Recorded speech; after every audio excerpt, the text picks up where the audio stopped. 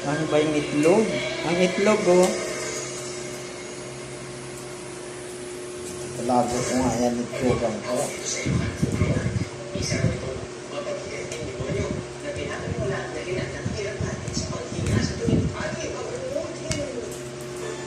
Sino ka dyan? Magkukuro ka na naman dyan.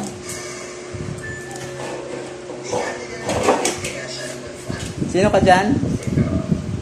Ay, sige. Sarap buhay, ah.